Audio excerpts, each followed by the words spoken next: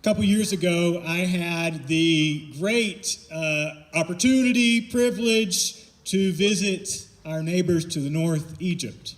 I went and spent about 8 days. I went to Cairo, to the place where the great pyramids are built, and I went down to Luxor and saw a temple that Ramses had built, and sailed or did a cruise down the Nile, down to Aswan, even got to visit Abu Simbel. And while I was there, I learned a few things about ancient Egyptian mythology and theology. One of my favorite ancient Egyptian mythological tales is the story of Osiris and Isis. The Egyptians believed that in hoary antiquity, the gods used to rule the world. They were the kings. And they believed particularly that the god Osiris was a great king, and he had a wife named Isis, and she had a sister named Nephthys, and he had a brother named Seth, my namesake, which is unfortunate because Seth turns out to not be a very nice guy. The story goes that Osiris was a great king, and Seth was therefore very jealous. And so Seth killed Osiris, took his body, chopped it up into pieces, and then scattered it all around Egypt, all up and down Lower and Upper Egypt. Isis and Nephthys wept. They mourned the death of Osiris. And Isis decided that what she would do is she would go all over Egypt, and she would hunt and try to find all the places where Seth had buried the parts of the body of Osiris. And she did that, and she gathered them all up, and she put the body of Osiris back together again in what became the original mummy. That was the original mummy, Isis putting Osiris back together again. And then she was a powerful goddess, according to the story, and she did a magical spell, and lo and behold, the body of Osiris came back to life from the dead, and then became the god, the ruler of the underworld, the afterlife. The god that everybody has to face when they die, who will decide, okay, you're going to make it into the afterlife or not. Egyptians who had money decided that they would try to mimic what Isis had done to Osiris. That's how they started doing mummification. They would have a 70-day embalming and mummification process. And if you were a king, a pharaoh, a courtier of the king, somebody with a lot of money who could afford it, then when you died, your body would go through that long process of being turned into a mummy. And they would remove all of your internal organs. They would take the brain, and it's kind of gross, but they would go through the nose and remove the brain. They would cut into the abdominal area and remove all of the internal organs and put them in canopic jars. Everything would be removed except for the heart. The heart stayed inside of the mummy. And they would take the heart and they would cover it with an amulet that looked like a scarab beetle. It was the heart scarab. And over the heart, it would rest and tell the heart not to betray the person in the day of judgment. The Egyptians believed that in life, you have your body and you also have your ba. Your ba is similar to what we as Christians believe is your spirit. It's not exactly the same. It's more complicated than that. But they believed in the body and they believed in the ba. And they believed your ba gets activated at night when you dream. So most of the time your ba is not very active. But when you're dreaming, your ba enters into the spirit world, into the world of the gods, and can actually be communicated with by the gods. And they believed that after you die, your ba leaves the body and has to go through a series of tests to see if it will be able to enter into the afterlife.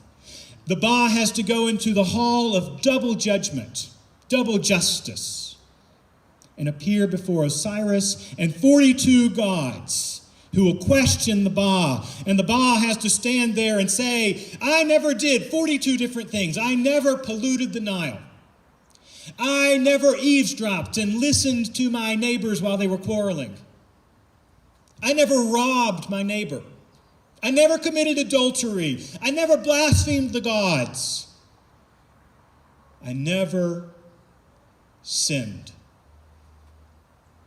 Now, of course, which one of us would really be able to say that we had never done all of those things? That's why the heart scarab was over the heart. It acted like a magic spell so that you could kind of trick the gods and they wouldn't know that you hadn't done those things or that you had really done those things. And then your heart would be weighed in the scales of justice there before Osiris. And on the one hand of the scale would be an ostrich feather representing justice. And on the other hand is your heart. And if your heart is heavier than the feather, then it's taken and it's thrown to a crocodile-headed monster named Amit and devoured, and you have no chance at the afterlife. But if your heart is lighter than a feather, your heart has no sin in it, your heart really is just, well then your Ba will be allowed by Osiris to enter into the afterlife by going back to your body, being reunited with the mummy, and you are given a second chance in a resurrection from the dead.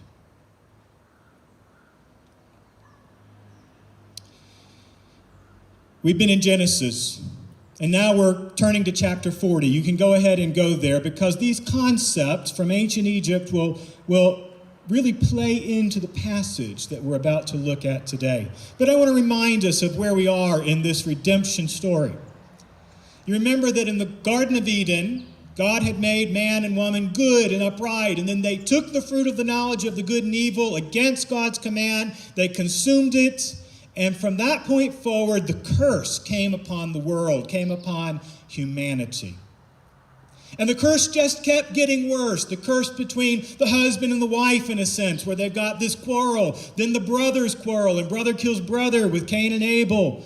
Then the whole world is plunged into a flood and scattered across the face of the earth after the flood at the Tower of Babel. But in Genesis chapter 12, God promised Abraham, as we've discussed previously, I will bless all of the world through you, through your seed, through your descendant. I'm going to reverse this curse. I'm going to turn it around and cause a blessing now to come upon humanity through you, through your seed. But as we read Genesis, it sure doesn't look like a blessing. We have Isaac and Ishmael, and they can't get along, and Ishmael has to go into the desert and is separated from Isaac. We have Jacob and Esau, and Jacob cheats Esau out of the birthright and out of the blessing, and they're separated from one another. And then we have the 11 sons of Jacob selling their good brother into slavery in Egypt. This doesn't look like a blessing at all. How is God going to really bless the world through the seed of Abraham? How is he going to reverse the curse? Let's pick up with our story in Genesis chapter 40. Let's actually rewind a little bit. Let's look at the last few verses of chapter 39. Let's start in verse 20 of 39. Joseph's master, that's Potiphar, you'll remember, took him and put him in prison, the place where the king's prisoners were confined. But while Joseph was there in the prison, Yahweh was with him. He showed him kindness and granted him favor in the eyes of the prison warden. So the warden put Joseph in charge of all those held in the prison, and he was made responsible for all that was done there. The warden paid no attention to anything under Joseph's care because Yahweh was with Joseph and gave him success in whatever he did. The name of my message today is The Language of God. The language of God. God speaks to us. He speaks to humanity. But how does he speak? What is the language of God? Number one, God speaks to us through providence. God speaks to us through providence. Here, Joseph has been upright. He has refused to sin against God. Remember, he said to Potiphar's wife, "How could I do this wicked thing and sin against God?" And where has it landed him? In prison, in the round house. And yet there in prison, God is continuing to exalt Joseph. He's continuing to cause him to become the head of a new house, the head of the round house. And he's bringing into Joseph's life a person that will be incredibly influential later in his life. Joseph just doesn't quite know it yet. How does God speak? He speaks through providence. Sometime later, now we're in chapter 40, the cupbearer and the baker of the king of Egypt offended their master, the king of Egypt. This is the chief cupbearer and the chief baker. And the idea is like it's like the butler and the baker. These are the highest positions in the kingdom. Maybe they're under Potiphar. Maybe they're under the chief of the guard or the head butcher, as Potiphar seems to be called. They are put in prison on Potiphar's property. But these are at least two of the highest ranking officials in all of Egypt.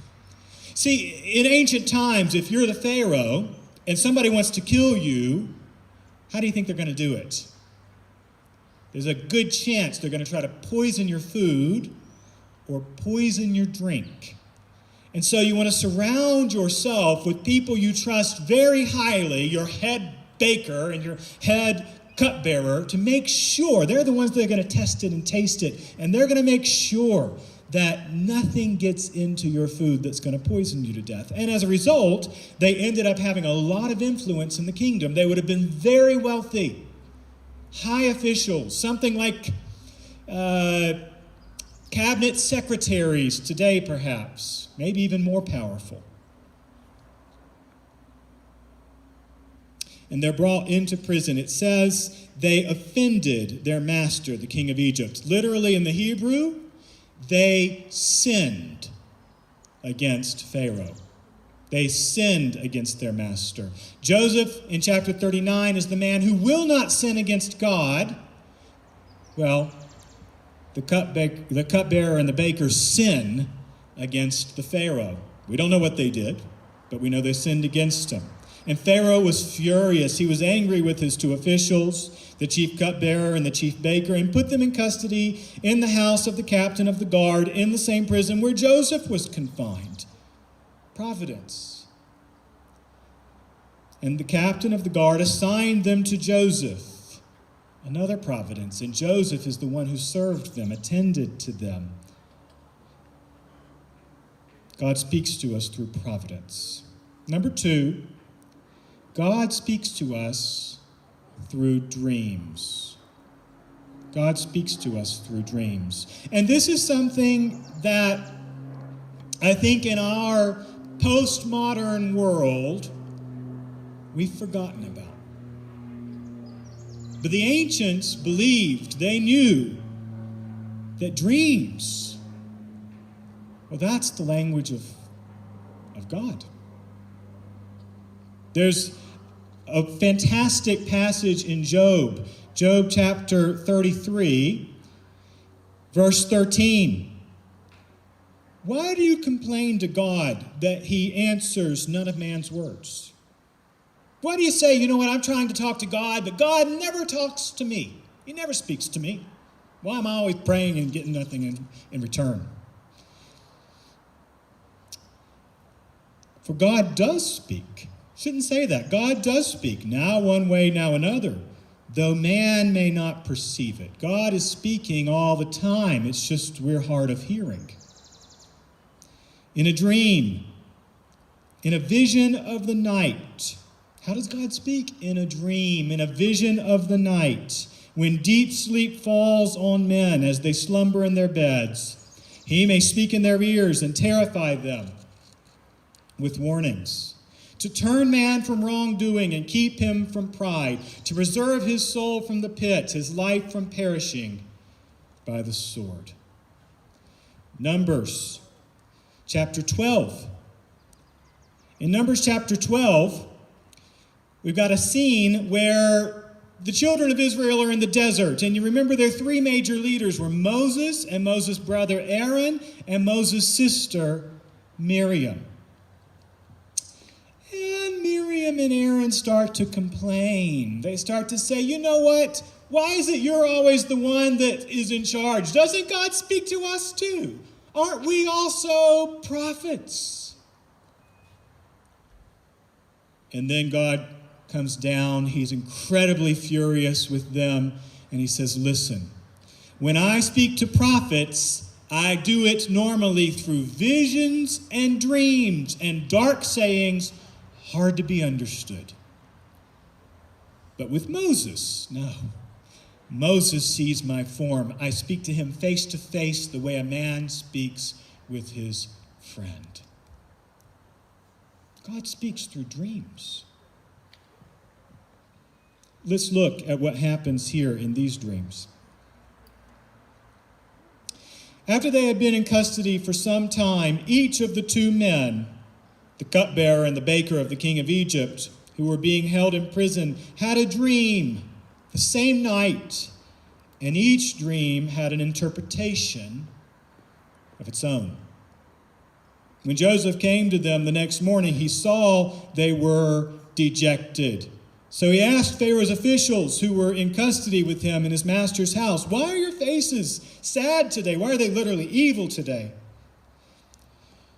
We both had dreams, they answered, but there is no one to interpret them. They knew that their Ba had been active that night before, that something had happened in the spirit world, and there was some kind of a communication to them from the gods, they would have thought. But they didn't know how to interpret the language.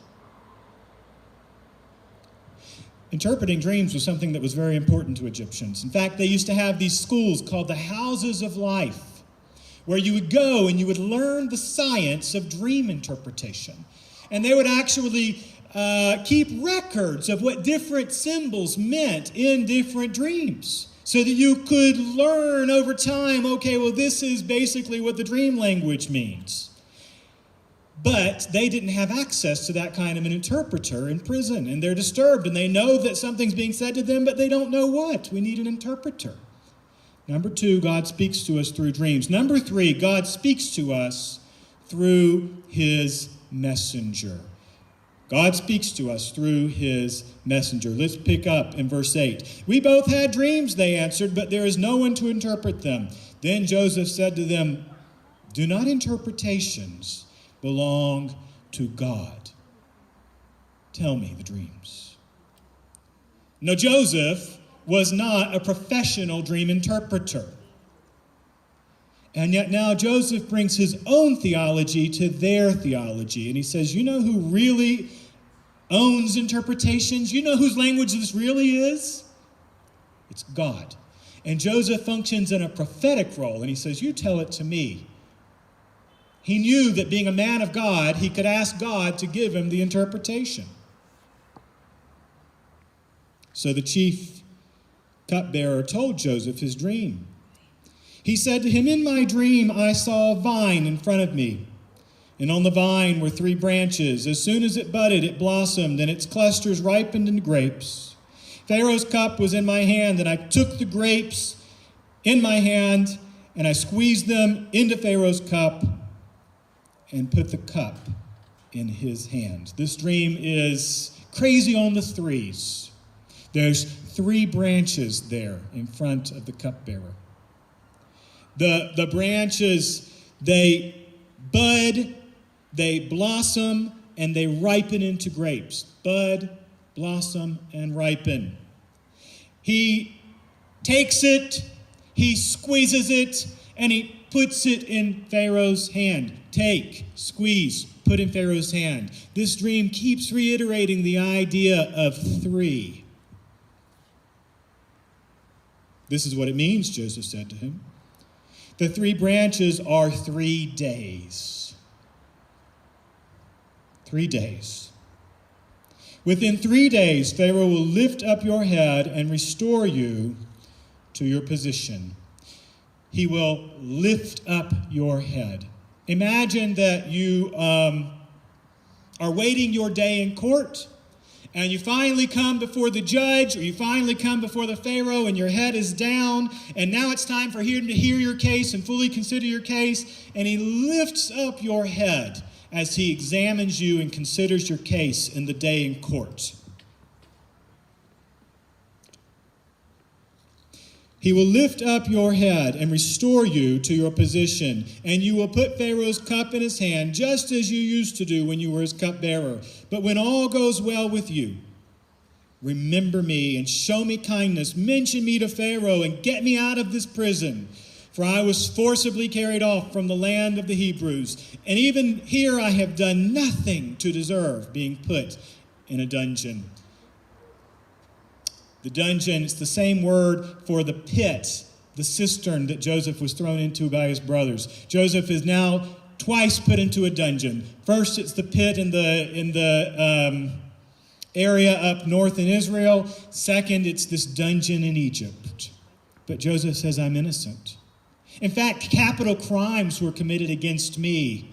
I was kidnapped. I was stolen. As we'll learn later in the Torah, that's something that's a capital offense. But I've done nothing wrong. I haven't even done anything wrong here in Egypt to deserve being put here. Joseph is the innocent, wise man in this passage. When the chief baker saw that Joseph had given a favorable interpretation, he said to Joseph, I too had a dream. On my head were 3 baskets of bread, and in the top basket were all kinds of baked goods for Pharaoh, but the birds were eating them out of the basket on my head. We know from ancient Egyptian records that they had something like 32 different kinds of bread, or maybe it was 37 different kinds of bread, somewhere around 52 different kinds of cake. And I may be getting that backwards. It may be 52 breads and 32 kinds of cake. And the numbers aren't exact, but a lot of different kinds of breads and cakes. And this baker was the person that's in charge of making sure Pharaoh gets served. And he sees in his dream that he's got 3 baskets on his head. And there's something white in the top basket. It's hard to interpret the word, but it seems to have the idea of white flour or white bread. And I told you before, you go to the houses of life to learn how to interpret dreams. Well, one of the codes in the dreams was white bread. If you're given white bread, it's a good sign. It means that you're going to be radiant. Your face is going to light up. Something good is going to happen to you. So at first, this seems good, right? Maybe this white bread portends something good. But also, according to the ancient Egyptian custom, birds taking something away from you represent dispossession. Something bad is going to happen. You're going to be stolen from in some way. So the white bread on the head, taken away from the head, well, this falls very much in line with the ancient Egyptian understanding of dreams, and Joseph interprets it. This is what it means, Joseph said. The 3 baskets are 3 days. Within 3 days, Pharaoh will lift up your head from off you. He uses the exact same language, the exact same word. In 3 days, Pharaoh will lift up your head too from off you. It's a play upon words. Pharaoh will lift up your head from off you and hang you on a tree, and the birds will eat away your flesh. Now, this hanging on a tree, this is the first time that this concept appears in the Bible. And it will be an incredibly important concept for Christianity.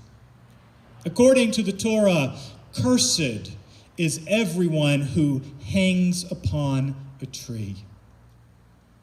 If you are hung on a tree, it is a sign of God's judgment against you. It was at the tree of knowledge of good and evil where humanity fell into the curse and fell away from God. And then afterwards, if you're put upon a tree, well, it's a sign that God's disfavor is on you.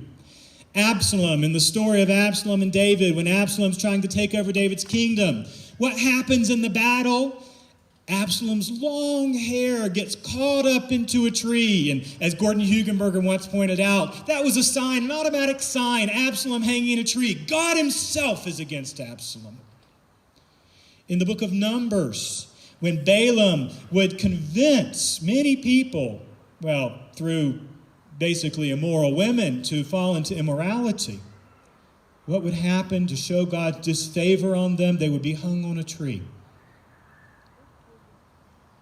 Now, the hanging upon a tree was actually not what we would imagine today. Don't imagine a gallows where there's a rope there and your neck is in it and you fall and you break your neck. That's not what was happening.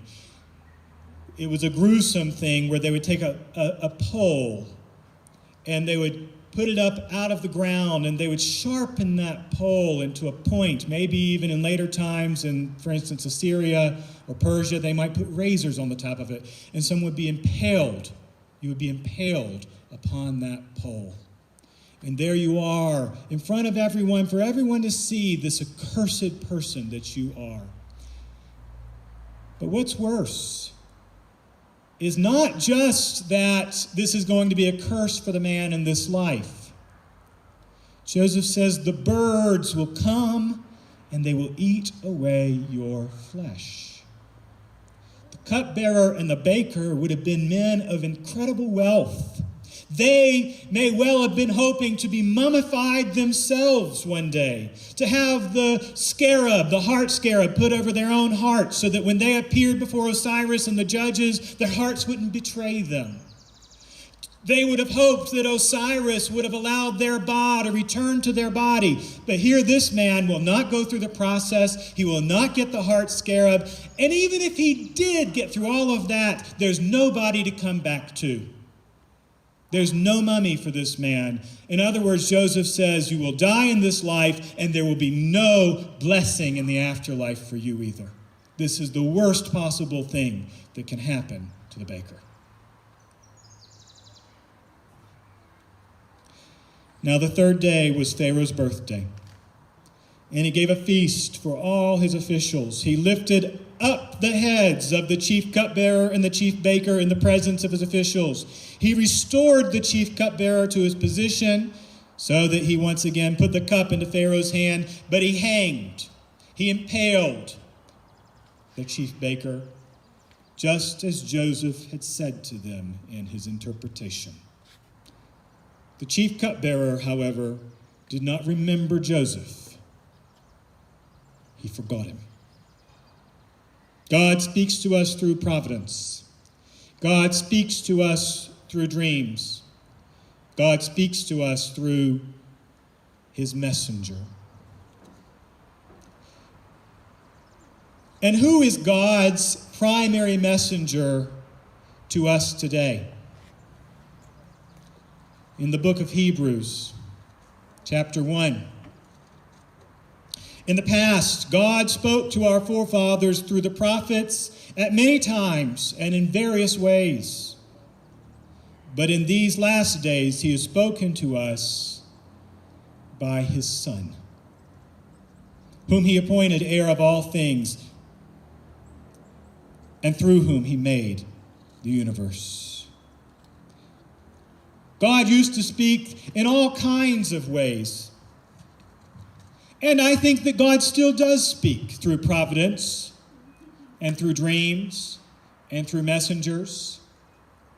But the primary way that he communicates to us is through Jesus himself, through his incarnate word, through the Son of God. When we look at Jesus, if we want to know the communication of the Father to us, what do? We look to Jesus. Jesus is the posture of God towards humanity. Jesus is the Word of God to you and to me. Jesus is the messenger. What's the message? What is God's message to us?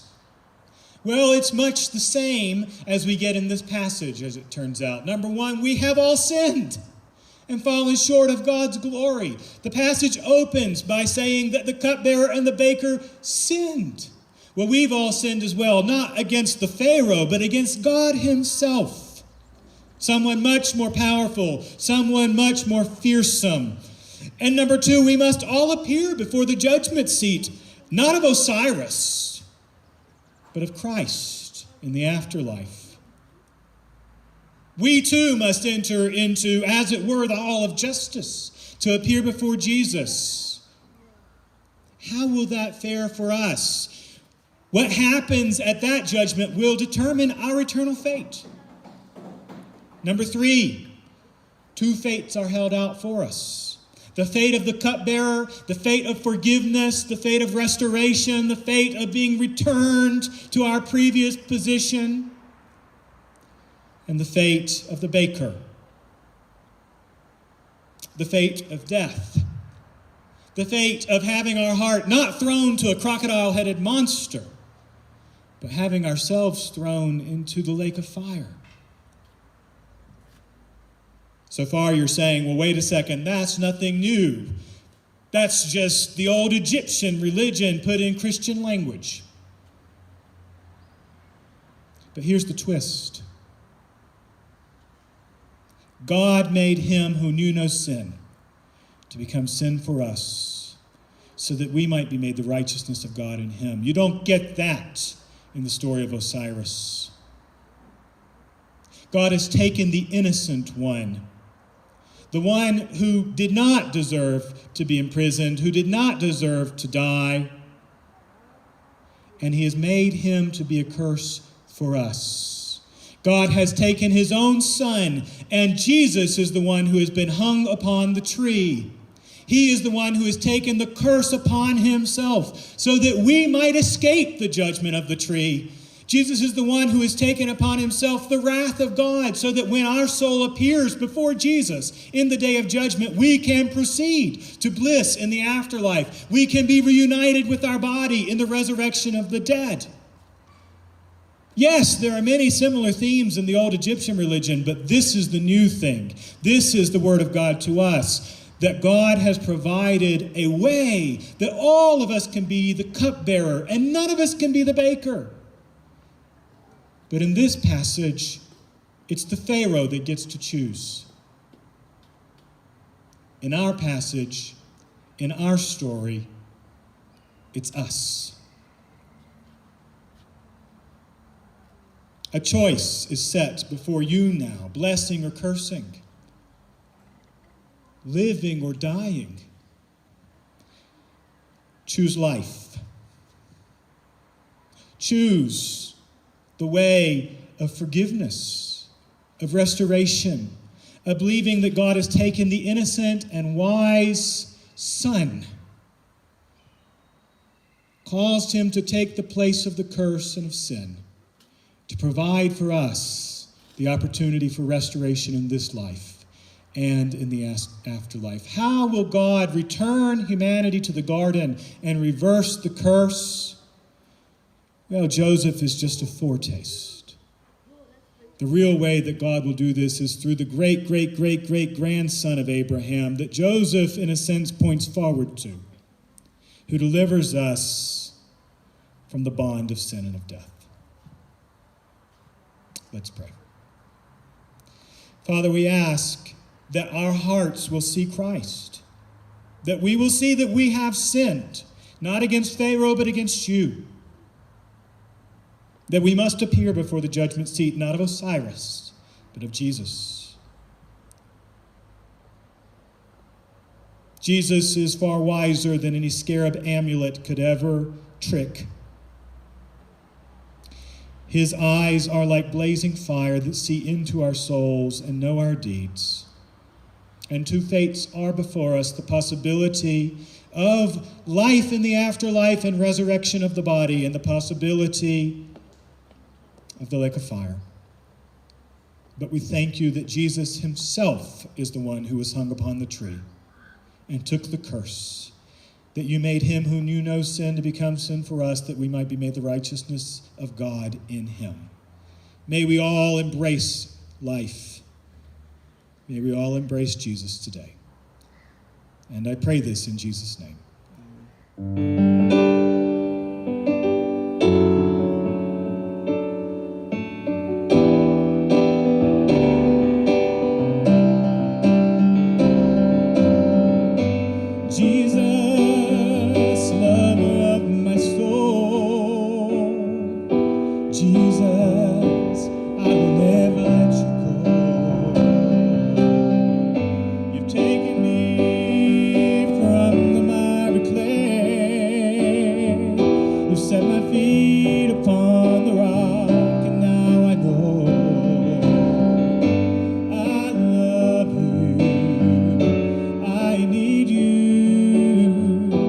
though my